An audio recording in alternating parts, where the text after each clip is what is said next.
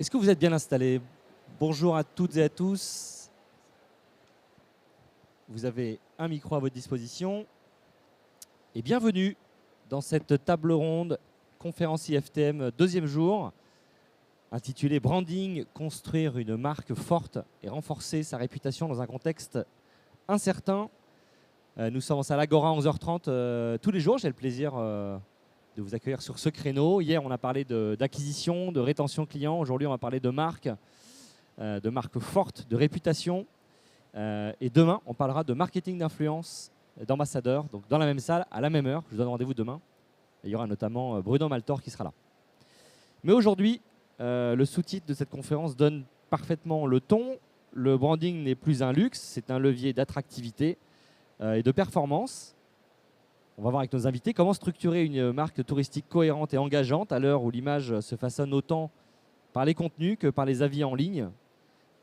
Cette conférence croise stratégie de marque, brand content et nouvelle narration.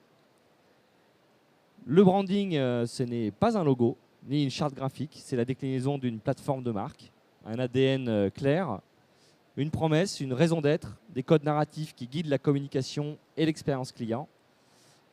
Construire ou refondre une plateforme de marque, c'est travailler sur ses piliers, l'identité, ce que la marque est et ce qui la rend unique, la promesse, ce qu'elle apporte au client au-delà du produit, la raison d'être, pourquoi elle existe et quel rôle elle joue dans la société, notamment quand on travaille dans le voyage, c'est assez important.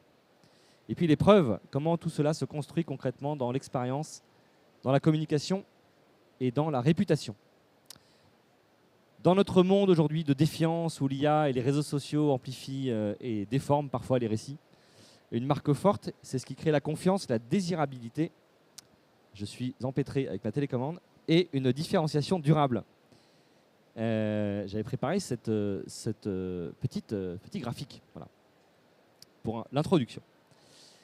Cette marque forte, elle se construit plus seulement en interne, elle vit à travers les récits, les engagements, la RSE, les communautés, les ambassadeurs.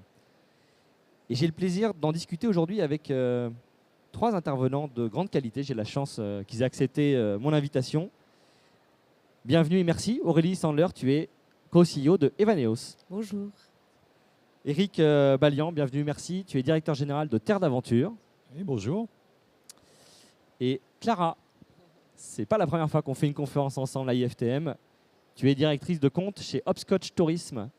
Bonjour. Et oui, et on t'a commencé connu il y a 7 ans, je crois déjà. depuis longtemps chez Interface Tourisme. Et je crois que l'équipe d'Interface est dans la salle, Hopscotch Tourisme pardon, est dans la salle aussi. Voilà, vous avez nos photos à l'écran. Alors, Aurélie a attaqué le sujet assez clairement. Et moi, je vais l'introduire comme ça. Pourquoi le branding est vital aujourd'hui? On va commencer par une question simple. Pour vous, qu'est-ce qu'une marque forte dans le voyage aujourd'hui? En quoi le branding dépasse le produit et devient un levier stratégique à part entière pour la performance commerciale dans le voyage? Et comment on peut concilier une identité de long terme avec l'obligation de s'adapter aux attentes changeantes des voyageurs? Aurélie, Evaneos repose sur la désintermédiation et la valorisation des agences locales. Comment, avec ton équipe, est-ce que tu as bâti ce socle identitaire dès le départ? Et comment tu l'as revisité récemment, mais aussi il y a quelques années à ton arrivée chez Evaneos? Alors effectivement, comme tu le disais, la spécificité d'Evaneos, c'est de mettre les voyageurs en lien avec les agences locales, en direct, des agences locales qui sont basées partout dans le monde. Et l'idée, c'est de co-créer un voyage sur mesure qui soit hors des sentiers battus, qui soit unique, en direct avec ces acteurs locaux, pour aussi que ça bénéficie aux communautés locales. Et donc, les agences locales, c'est ce qu'on appelle en marketing notre USP, notre Unique Selling Proposition, c'est-à-dire c'est vraiment ce qui nous différencie. C'est la spécificité de notre modèle et donc ça fait partie de la valeur ajoutée Evaneos qu'on a mis en avant dans l'ensemble de nos éléments de contenu. Que ce soit sur le site, dans la façon de valoriser chaque agence locale qui est unique et qui va créer une expérience qui est corrélée à sa destination, à son savoir-faire, que ce soit dans nos codes, avec la volonté aussi d'un point de vue identitaire de valoriser cette authenticité. Et donc c'est un des éléments clés et ça traduit bien un des enjeux d'une marque forte, je pense, qui est d'avoir une promesse client qui soit identifiable. Pour certains, c'est la détente et l'esprit léger. Pour nous, c'est l'authenticité et le contact direct avec le local. Et donc, il y a de multiples promesses qui sont valables, mais l'enjeu, c'est de choisir la sienne, je pense. Et dans l'autre élément, et ça fait le lien avec cette étude, qui est que 9 Français sur 10 attendent un impact positif des marques. C'est pas vrai que dans le tourisme, là c'est une étude globale, mais je trouve particulièrement dans le tourisme, la notion d'engagement aujourd'hui elle est critique, parce qu'on sait bien que le tourisme fait face à des enjeux qui sont costauds, que ce soit sur tourisme et puis bien sûr les sujets d'empreinte carbone. Et donc je trouve qu'une marque aujourd'hui, elle a le devoir de s'engager pour être engageante. Voilà. Et c'est comme ça que vous l'avez décliné. Donc on voit le travail que vous avez réalisé. Et je crois qu'on a tous été confrontés, touchés. On a tous aperçu la com d'Evaneo. Si vous êtes un minimum sur les réseaux sociaux dans le travel, c'est difficile de ne pas avoir vu votre communication qui est assez efficace. En tout cas, voilà, la raison de ton invitation ici, c'est que en tant que spécialiste du sujet, c'est un sujet que je connais très bien, j'ai fait des dizaines de plateformes de marque dans ma vie. Je crois que celle d'Evaneo, c'est l'une des plus belles et des plus réussies que j'ai vues. Donc voilà, je tenais quand même à ce qu'on la montre et on va en parler de manière un peu plus détaillée aussi avec nos autres invités. Eric, donc tu diriges Terre d'Aventure. Terre d'Aventure, c'est 45 ans. Je ne savais pas que c'était si ancien. 45 ans d'histoire. Qu'est-ce qui fait que votre marque est restée immédiatement reconnaissable et fédératrice dans le temps? C'est-à-dire que c'est inaltérable. Et je pense notamment à une anecdote quand on a préparé cette conférence. Tu m'as dit, on a une cliente qui a déjà effectué plus de 120 voyages avec Terre d'Aventure. Et elle est encore jeune. Et elle est encore jeune. Alors elle a beaucoup de vacances. Ouais. Alors, comme et un peu de budget peut-être. Oui, tout à fait. Alors comme tu le disais, à force d'avoir 45 ans, on en a 49 et donc 50 ans l'année prochaine. Ah oui. Donc Terre d'Aventure est une marque qui a été créée en 1976 et dont la vocation a toujours été de favoriser des voyages actifs en pleine nature, en connexion avec la nature bien sûr, avec les populations locales et dans un objectif aussi de vivre de la nature mais de respecter la nature. Voilà, donc ça a été toujours notre motivation initiale. Et qu'est-ce qui fait que on arrive à maintenir cette marque depuis 50 ans? Je dirais plusieurs choses. Tout d'abord, le nom de notre marque est évocateur. Terre d'Aventure, ça pose le décor. Voilà. Ensuite, je pense qu'on a eu, en tout cas, soit la chance, soit la vision, peut-être avant l'heure, de se dire que la reconnexion à la nature, le contact avec la nature, le bien-être que l'on peut trouver dans l'activité était absolument essentiel à la vie de chacun. Et que ce que l'on considérait peut-être il y a 20-30 ans comme une activité de post-68 art avec des chaussettes rouges peut-être un peu malodorantes dans les refuges est aujourd'hui devenue à la mode, à savoir la randonnée en pleine montagne. Ensuite, comme le disait Aurélie, on a aussi toute cette conscience écologique qui est ancrée dans la vocation de Terre d'Aventure, puisqu'on favorise tout type d'activité, donc la marche, le vélo, le kayak, le ski en pleine nature. Et donc, on est complètement conscient de la nécessité de protéger cette nature. Et peut-être que vous ne le savez pas forcément, mais une marque comme Terre d'Aventure, sa première destination, c'est la France. Donc nous, depuis toujours, on a toujours eu vocation de proposer à chacun la possibilité d'avoir cette expérience de voyage en pleine nature, même proche de chez soi. Voilà. Et puis, comme tu le disais, on a une très forte fidélité client, parce que je pense qu'on fait globalement plutôt bien notre travail, et c'est en tout cas une de mes obsessions. Et notre plus fidèle cliente a fait 120 voyages avec nous. On a plus de 1000 clients qui ont fait plus de 20 voyages avec nous. Incroyable. Et en fait, cette fidélité client, elle est aussi pour nous une force, puisque on souhaite, et dans un monde qui se digitalise de plus en plus, avoir cette relation personnelle, intime, avec nos clients, que ce soit dans nos agences, que ce soit à chaque fois qu'ils vont faire une demande sur le web, on les contacte par téléphone, parce que pour nous, le contact humain est extrêmement important. Et puis enfin, peut-être dernier élément pour répondre à ta question, c'est qu'on a toujours eu un peu ce côté aventurier, explorateur, innovation, dans une réflexion qui n'est pas toujours héroïste. C'est-à-dire qu'on aime bien se faire plaisir sur des projets qui sont parfois un peu fous, pour lesquels, je dirais, la sortie commerciale n'est pas forcément toujours évidente, mais en tout cas qui nous motive et qui motive nos équipes. C'est ça le défi quand même quand on reconstruit ou qu'on construit sa marque. Je pense aussi aux personnes qui nous écoutent. C'est pas simple quand on est une petite agence de voyage, quand on a un budget un peu limité. Là, il y a déjà des points communs très forts. C'est vos engagements à la fois d'entreprise et aussi personnels, quels qu'ils soient. Vous avez des des convictions. Une plateforme de marque, c'est d'abord peut-être un champ de conviction passé au crible pour qu'elle transpire de partout. Et aussi une grande écoute de vos clients pour soit capter un marché, je pense plutôt à Evaneos qui ces dernières années a réussi à se positionner une certaine vision du luxe, hein, c'était un de vos slogans, et puis dans la continuité pour Terre d'Ave, donc c'est difficile. Et d'autres acteurs, hein, attention, on n'est pas obligé d'être un expert de la RSE pour avoir une belle plateforme de marque. Air France a une magnifique plateforme de marque, des petites entreprises du travel ont des très belles plateformes de marque. Clara, du côté des destinations, tu es quand même une experte du tourisme depuis de longues années. Vous accompagnez chez Hopscotch Story de nombreuses destinations touristiques internationales notamment. Avant de travailler les campagnes, la com, le marketing, comment vous définissez avec vos clients, qui sont parfois des clients étrangers qui ne connaissent pas forcément le marché français, le socle identitaire qu'il va falloir adapter? Qu'est-ce qui fait selon toi qu'on peut avoir une plateforme de marque solide pour la destination, mais sur le marché français? Alors, nous, déjà, c'est vrai qu'on a beaucoup ce travail d'adaptabilité, pas facile à dire en conférence comme mot. Et ça passe en fait par beaucoup d'analyse et beaucoup d'écoute. Nous, on a la chance chez Hopscotch de travailler donc le côté consumer, mais aussi les RP, le trade. Et donc, du coup, nous, déjà, ce qu'on fait, c'est qu'on écoute. On écoute ce que disent aujourd'hui les professionnels, le consumer, les médias sur les destinations, sur le marché français. Et avec cette perception-là, on va aussi intégrer des insights. On est beaucoup à l'écoute aussi des consommations dans le tourisme, mais aussi de la pop culture. Ça dépend aussi des cibles de chaque destination. Et une fois qu'on a fait tout ce travail un peu d'analyse, d'audit, là, on va accompagner le client à définir un axe fort, cohérent en termes de valeur et de ses cibles pour marcher en fait, très bien sur le marché français.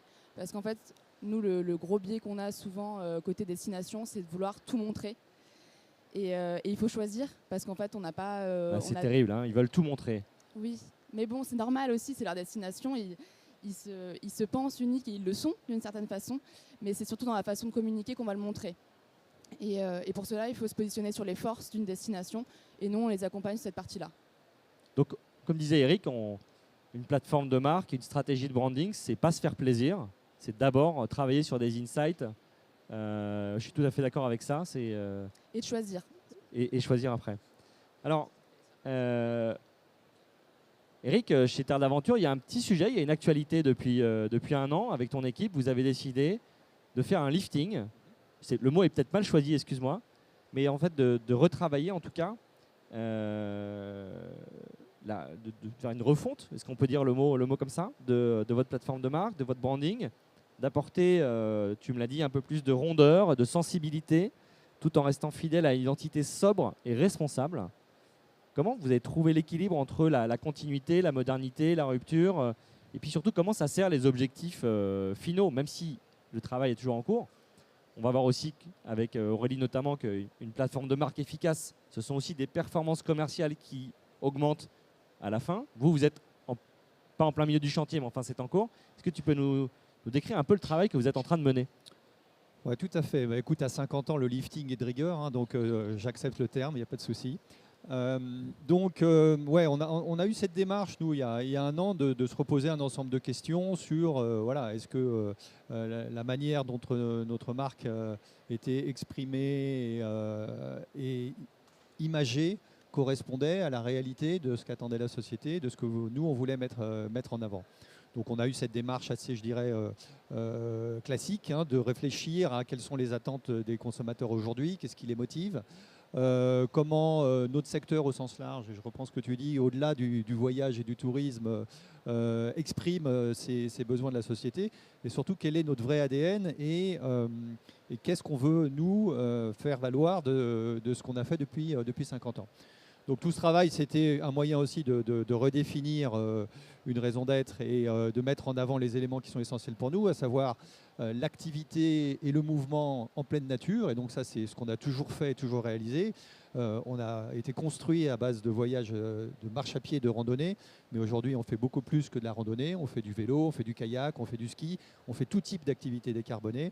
Voilà. Et tout ça dans un contexte où on souhaite aussi faire comprendre et véhiculer le fait que cette reconnexion à la nature et ce type de voyage vous permet d'avoir une vraie expérience et une vraie, je dirais, sensibilité à la fois corporelle et cérébrale sur Ça va loin. ce que vous apporter ces voyages. Oui, mais c'est exactement ce que nous disent nos clients quand ils Il n'y reviennent a pas l'olfactif, mais presque. d'une semaine dans le désert. Voilà, D'accord. c'est une vraie source de déconnexion et je pense que dans des sociétés urbaines connectées et digitalisées, la nature sûr. et la déconnexion est un élément important. Bien sûr. Donc voilà, nous c'était un moyen de réaffirmer ces éléments-là et de les remettre en valeur.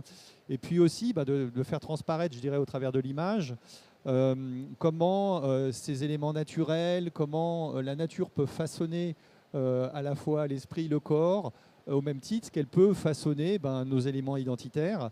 Tu peux passer peut-être sur celle d'après, à savoir les éléments du logo, les couleurs que l'on va mettre en œuvre, etc., etc. Donc tout ça, ça a été une démarche qu'on a entamée il y a 1 an. Juste pour l'exemple suivant, si tu peux le passer. C'était dire, on veut aussi faire transparaître dans la manière dont on exprime notre marque, comment la nature façonne jusqu'au logo, comment l'eau peut distordre le logo, comment le sable peut affecter aussi la vision du logo, et réutiliser aussi, je dirais, l'arrondi des lettres de Terre d'Aventure comme marqueurs qui vont être utilisés dans notre communication, en les déformant, en les érodant par le temps, comme on peut l'imaginer, des montagnes et des différents environnements qu'on peut traverser. Je dirais qu'il y a une saine disparition de la marque dans ce qu'on voit à l'écran. Disparition, il y a un jeu, il y a une forme de... Non, moi je dirais c'est intégration de la marque dans son environnement, plus que ouais. disparition. Voilà. J'espère qu'on ne va pas disparaître quand même. Donc, mise en retrait peut-être, c'est ce que je voulais dire. Voilà, c'est ça. En tout cas, un côté intégration dans la nature qui est très très fort. Ouais. Voilà. Donc on le verra aussi à travers du différents éléments. C'est comment on va déformer aussi les éléments pour pouvoir les réutiliser dans nos visuels. Ça, on le verra sur la partie suivante. Donc, c'est 4 lettres que l'on réutilise aussi dans ces visuels qui vont aussi exprimer la manière dont on veut présenter la nature, on veut présenter l'activité que l'on fait en pleine nature, en utilisant aussi des techniques iconographiques qui nous permettent d'utiliser des images de nos clients, de nos collaborateurs. C'est le cas de l'image en noir et blanc que vous voyez devant, qui ne sont pas forcément toujours de bonne qualité, mais qui expriment une vraie authenticité aussi dans la manière de représenter la marque. Voilà. Mais c'est passionnant, merci. Alors, Aurélie, au-delà des promesses, d'un univers narratif, de la poésie, du design, où on se fait plaisir, il y a un moment où il faut passer à l'action et il faut vendre des voyages. Et là, vous avez lancé la cavalerie ces dernières années en matière de com, qui est à la fois un mélange de coûts de communication, de valorisation de vos engagements et en même temps d'une déclinaison très efficace de votre plateforme de marque. Est-ce que tu peux nous parler de cette campagne 2023-2024 sur la fin des ventes à Mykonos et Santorin et puis le baromètre du surtourisme? Oui, en fait, moi j'aime bien envisager la marque comme un corps. C'est-à-dire qu'il y a la peau, ce qu'on voit de l'extérieur et effectivement la façon dont on va incarner la marque, les codes du design, la façon dont on la rend lisible, c'est tout ce que tu présentais aussi sur tout un travail iconographique qui permet de donner une façade et une peau à la marque. Et puis après, il y a la colonne vertébrale, il y a la personnalité et il y a effectivement le fond qui doit aussi s'incarner. Et c'est vrai que l'enjeu, je le disais, sur l'industrie du tourisme aujourd'hui, il est quand même très fort sur le carbone, sur le surtourisme. Et donc, on s'est dit que c'était important d'avoir une vision aussi là-dessus.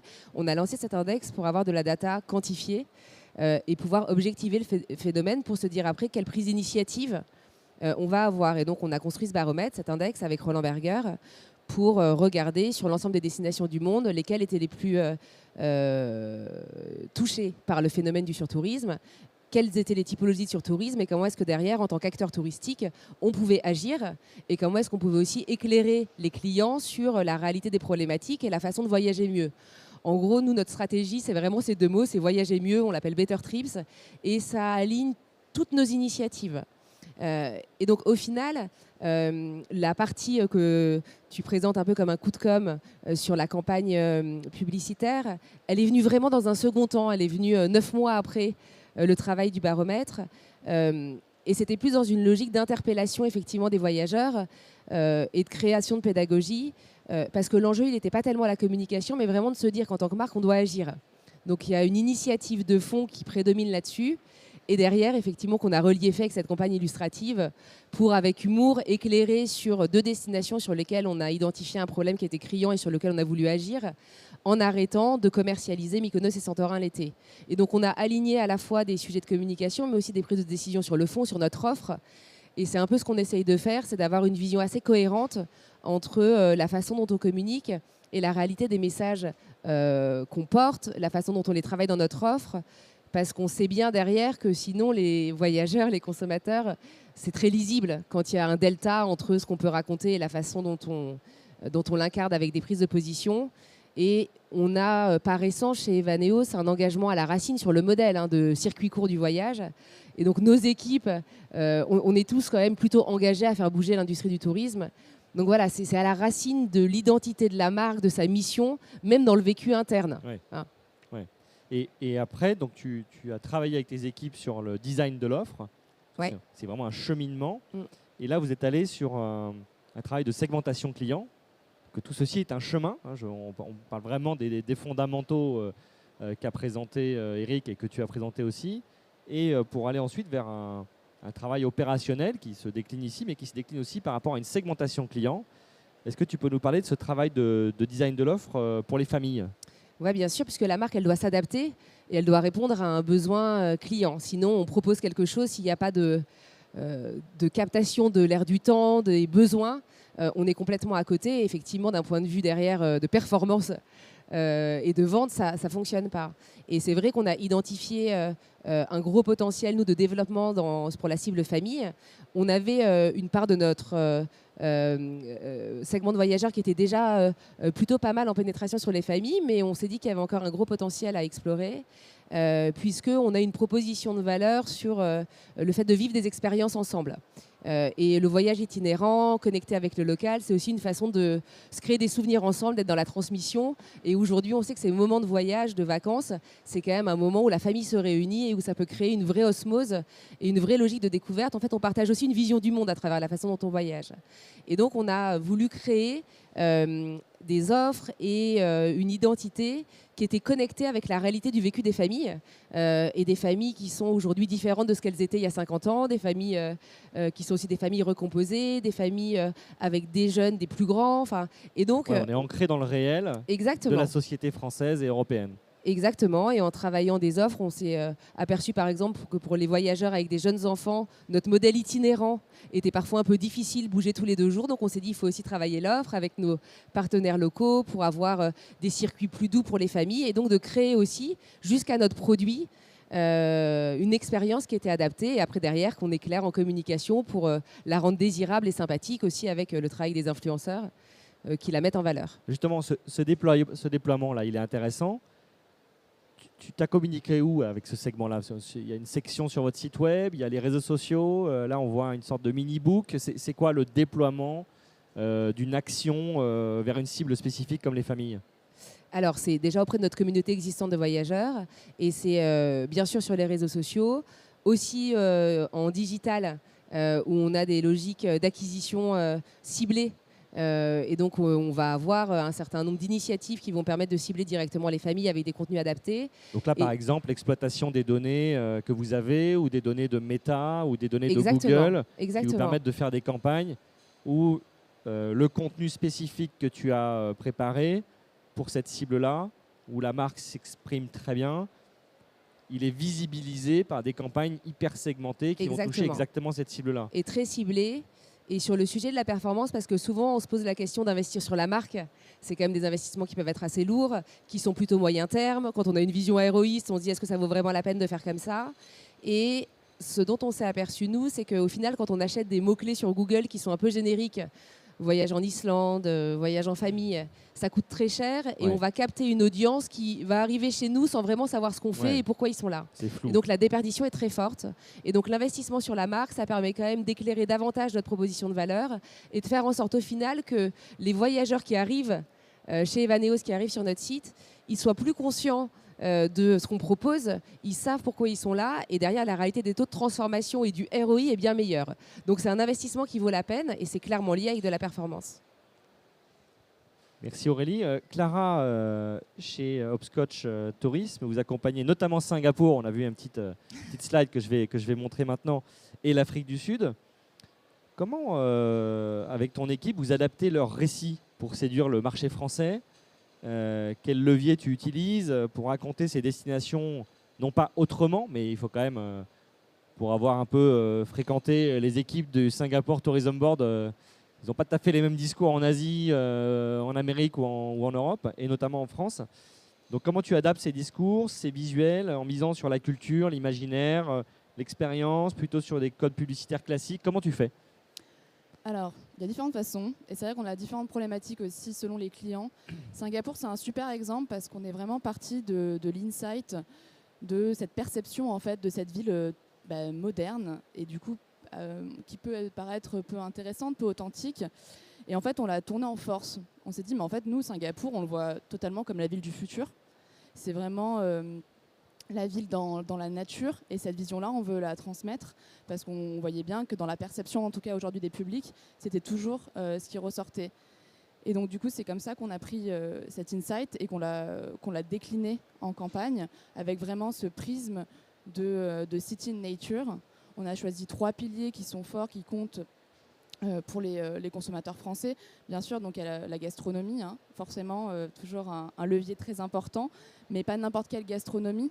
Nous, on va parler des fermes urbaines, des farm to table. Donc comment on va d'un bâtiment extraordinaire, hyper haut, faire une ferme extraordinaire et servir le légume juste en bas au restaurant.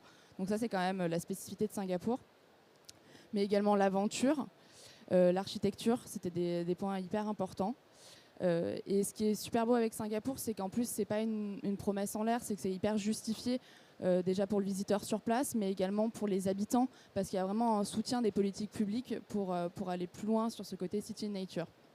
Donc là, on va au-delà des a priori. Ouais, on utilise l'a priori, c'est ça qui était beau. On utilise l'a priori pour le séduire, contrecarrer et séduire. Ouais, et on a développé toute une campagne vraiment digital first, parce que forcément, le cœur de cible de Singapour se trouve plutôt millénial.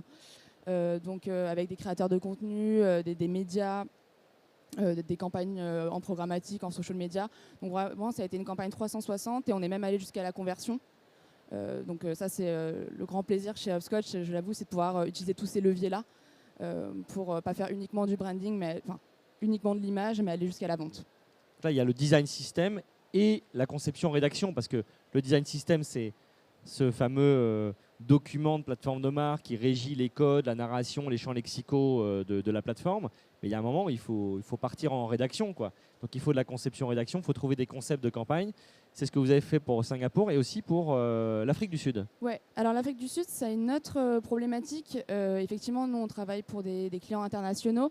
Et là, c'était comment on décline en fait cette campagne Live South Africa, donc c'est la campagne de l'an dernier, sur la France, l'Italie, l'Espagne et le Portugal. Alors, on a décidé de nous, encore une fois, après une analyse, de pousser vraiment, oui, effectivement, le nom de la campagne en ayant Eric comme voisin, terre d'aventure, c'est quand même très marrant. Mais effectivement, voilà, de pousser cet axe aventure, parce que c'était un soutien pour l'Afrique du Sud qui a vraiment cette volonté de diversifier les flux, de montrer des destinations, des lieux un peu moins connus.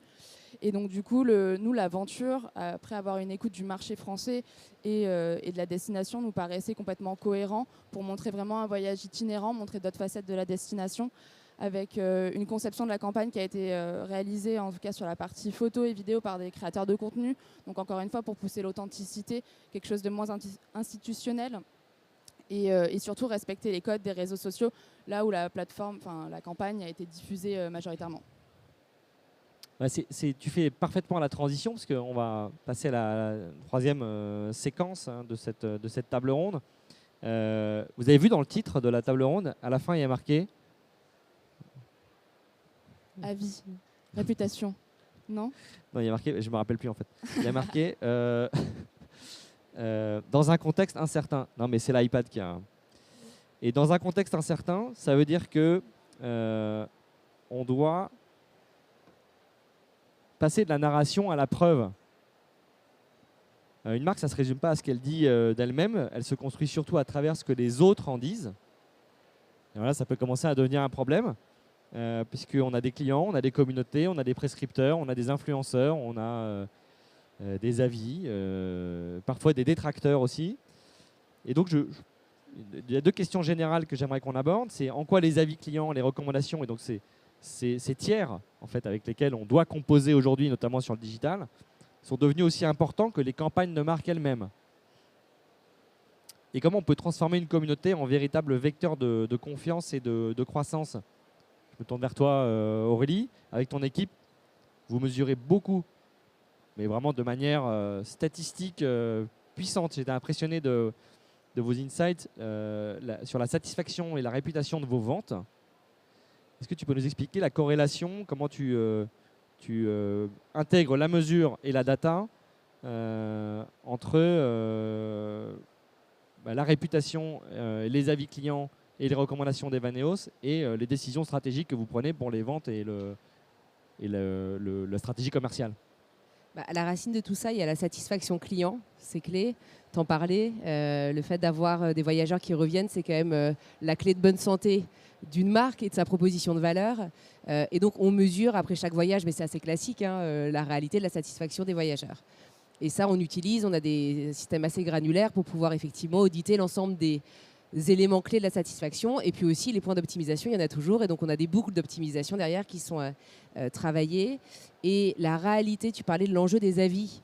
C'est capital. C'est-à-dire qu'on peut avoir le meilleur travail sur la marque qui soit le plus léger possible. Si derrière, on se tape des notes pourries sur les avis, sur Trustpilot, sur Google, sur quelles que soient les plateformes en fonction des marchés, ça sert à rien. Ça sert à rien. Ouais. Donc c'est vraiment, c'est le nerf de la guerre.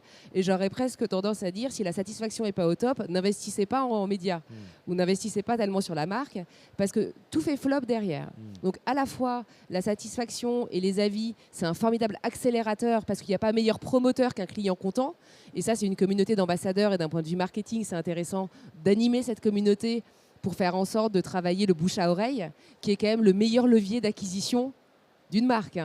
Le plus qualitatif et le moins cher. Donc ça, c'est la clé. Et à l'inverse, s'il y a une problématique de satisfaction, ça peut tuer une marque et ça peut la tuer très vite. Voilà. C'était quoi ce que disait on met 30 ans à faire la réputation et 5 secondes à la détruire ou 5 minutes à la détruire. Enfin voilà, c'est un travail très important là-dessus. Et donc les avis clients, la valorisation de vos réceptifs, des agences partenaires locales, sont extrêmement visibilisés sur votre site web. Il y a les notes, il y a les témoignages, c'est remonté très haut. Sur le site de Terre d'Aventure aussi, on voit bien les avis clients qui aident énormément au choix. Donc là, il n'y a plus de sujet, Eric. Les guides, les clients fidèles, c'est leurs témoignages, leurs notes, c'est vraiment l'incarnation vivante de la promesse Terre d'Aventure. Comment tu fais pour à la fois rester dans un écrin de verdure et en même temps d'être face à la réalité des avis qui peuvent être bons ou très bons ou parfois moyens? Alors, je vais te dire précisément comment je fais juste après, mais je rejoins complètement ce qu'a dit Aurélie. En fait, ça a toujours existé, l'avis client, même avant la digitalisation. Et ça prenait juste plus de temps à se diffuser. Mais quelque part, aujourd'hui, le bouche à oreille qui avant était entre soi, entre amis, en famille, se fait de manière digitale. Mais ça reste quand même une forme de bouche à oreille. Et il reste de toute façon prépondérant, en tout cas nous on le voit dans les clients qui viennent nous voir pour la première fois, la moitié viennent d'une recommandation et pas digital. Donc le bouche à oreille est absolument prépondérant. La base de tout, je reprends ce qu'a dit Aurélie, c'est qu'il faut bien faire son travail. Il faut que le travail que vous faites soit en cohérence avec ce que vous avez dit que vous alliez faire. De toute façon, s'il n'y a pas ça, on a beau faire tout ce qu'on veut autour, ça ne sert absolument à rien. Et quelque part, nous, la manière dont on le gère, et moi à titre personnel, c'est que je reçois les avis de tous les clients. Donc tous les clients de Terre d'Aventure qui posent un avis, tu le vois passer. Je les reçois. Et je lis tous les et rapports. Tu peux nous rappeler combien de salariés tu as? On est 200. Voilà. Donc ça représente à peu près 10 000 emails par an. Autant vous dire que c'est un cauchemar, mais c'est un cauchemar que je trouve nécessaire. Alors je ne vais pas vous dire que je les lis tous en détail, etc. En revanche, ça me donne une température et une orientation. Je fais une pause. Vous pouvez monter le son de vos oreillettes. Voilà. Si on a des bruits de casserole dans les couloirs, donc en fait, n'hésitez pas à monter le son dans vos oreillettes. tout ça pour dire, indépendamment de ce que je fais moi, c'est qu'on nous sommes des obsédés de la remarque client, quelle qu'elle soit. Et si le client a une position qui n'est pas forcément celle qu'on croit être la bonne, c'est parce qu'on l'a mal exprimée. Voilà. Donc à nous d'être à l'écoute en permanence, à nous de nous remettre en question en permanence, à nous de pouvoir être extrêmement réactifs sur leur vision de ce que l'on peut véhiculer comme service et comme marque. Et quelque part, ça sera bénéfique. Et de toute façon, on ne peut pas contrer cette vague d'avis qui va se déferler un peu partout. Donc il faut qu'on soit les meilleurs sur ces sujets-là. Clara, pour une destination, la preuve sociale, elle passe beaucoup par la création de contenu utilisateur, les contenus sur Instagram, les témoignages, les labels aussi, les relais médiatiques avec les RP, mais aussi bien sûr les influenceurs, les créateurs de contenu. Comment tu arrives à exploiter avec ton équipe chez Hopscotch Tourisme les leviers, ces leviers, pour renforcer la crédibilité de Singapour, de l'Afrique du Sud et d'autres destinations que vous accompagnez? Je ne vais pas me répéter, mais c'est vrai que j'avais commencé sur ça. Nous, c'est beaucoup d'écoute, donc que ce soit du social listening ou de l'interview aussi avec les médias, le B2B, pour essayer de bien comprendre ce qui ressort et les avis. Parce que c'est vrai que nous, sur une destination, c'est plus diffus, hein, clairement, comme discours. On n'a pas des avis en ligne direct. Donc le but, c'est d'être vraiment à l'écoute du plus possible, d'analyser et après de prioriser, parce que malheureusement, on ne peut pas on peut pas répondre à tout le monde. Donc encore une fois, c'est une question de priorité, mais moi je pense que c'est surtout aussi une fois en fin d'année, parce que c'est souvent le cas, hein, quand on définit la stratégie pour l'année prochaine, c'est d'adapter et de développer des campagnes peut-être plus petites mais ciblées sur des publics niches pour adresser des problématiques précises.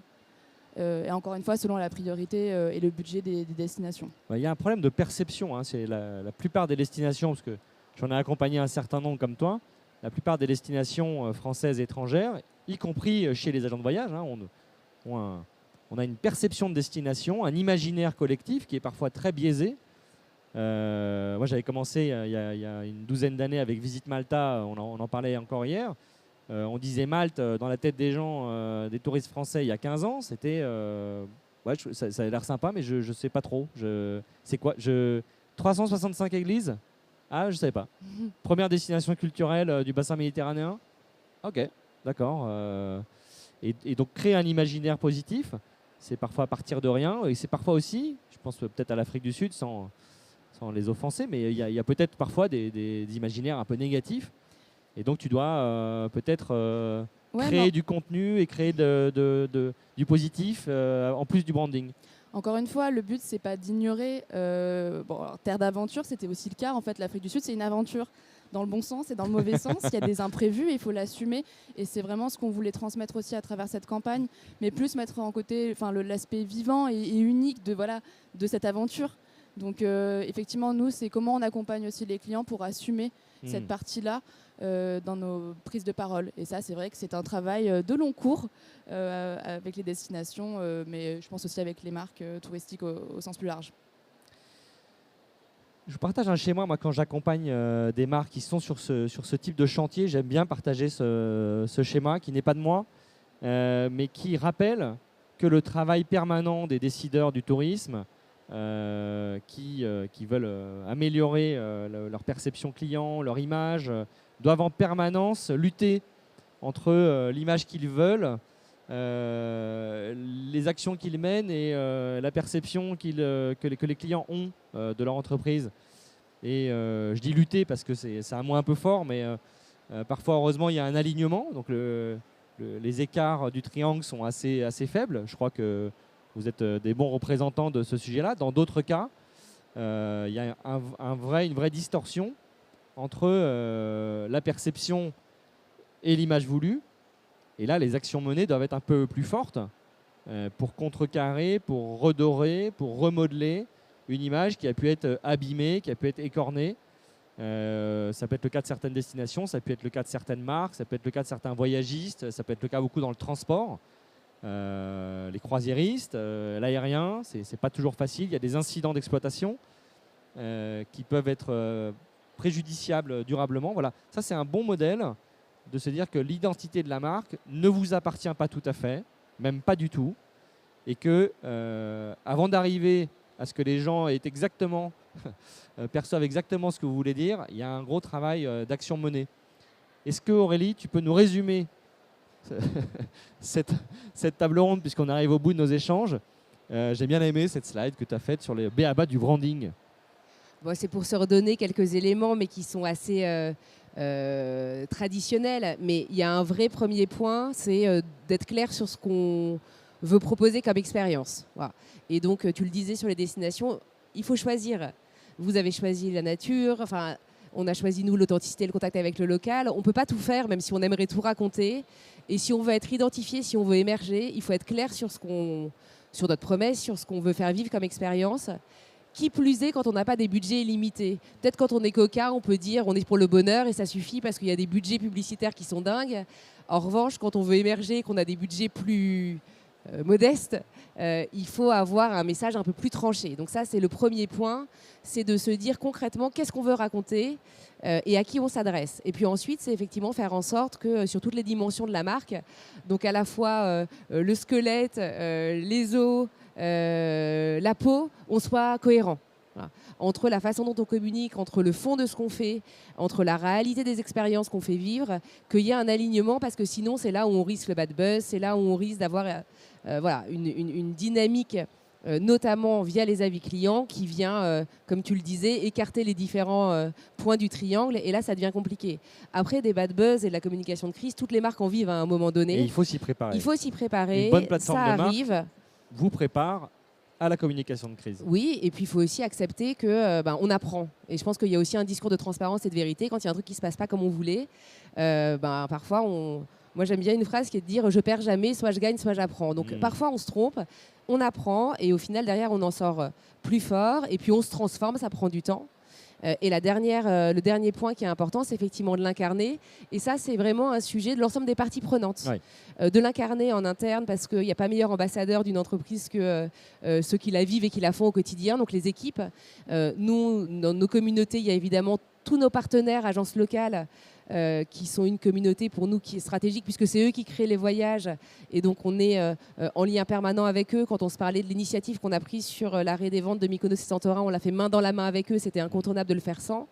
Et puis incarné, bien sûr, aussi par les clients, qui sont la communauté d'ambassadeurs derrière qui portent la marque. Alors, l'incarnation, c'est justement le sujet de la conférence de demain à 11h30 ici. Il y aura Ségolène Sergent, que vous connaissez tous si vous êtes un peu sur TikTok. Il y aura Bruno Maltor. Et il y aura Myriam Thor. Donc on va avoir des débats un petit peu musclés et des sujets passionnants. On a 5 minutes, 3 minutes pour prendre des questions avec la salle. Est-ce que vous avez des questions à poser à nos 3 spécialistes et nos 3 invités? Levez la main, j'ai un micro. Est-ce que vous avez une question à poser? La plus difficile, c'est la première. Ceux qui se grattent la tête, c'est qu'ils ont envie de dire un truc.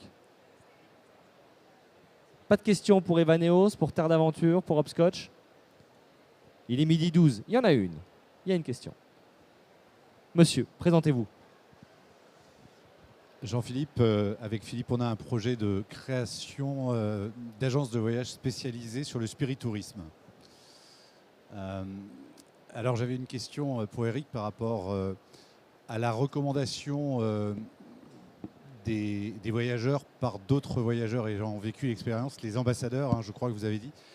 Est-ce que vous avez un programme d'incentive ou est-ce que c'est juste effectivement une attitude spontanée qui n'est pas forcément reconnue? Très bonne question. Est-ce qu'on peut dynamiser la collecte de témoignages? Je pense que ça peut être une stratégie ou en tout cas une tactique dans un processus de démarrage. Pour moi, ça ne doit pas être une stratégie de fond. La vraie stratégie de fond, c'est que ce que vous le fassiez parfaitement. Et quelque part, ça prendra peut-être plus de temps, mais le bouche à oreille s'installera et si vous faites bien votre travail en accord avec ce que vous promettez, alors le bouche à oreille va fonctionner tout seul. C'est hyper exigeant hein, parce qu'on ne peut jamais être parfait. Et comme le disait Aurélie, il faut savoir reconnaître quand on ne l'est pas, quand on n'a pas été bon et être cohérent par rapport avec les éléments qu'on veut mettre en avant. Après, si on veut accélérer au départ, ça peut être une tactique. Voilà. Mais je ne l'utiliserai pas comme une stratégie de fond en tout cas.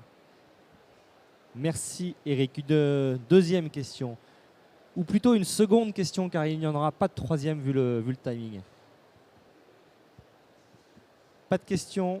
On est disponible en tout cas dans quelques secondes pour échanger dans les couloirs. Merci beaucoup à vous trois. Merci à tous. On vous applaudit bien fort. Merci beaucoup.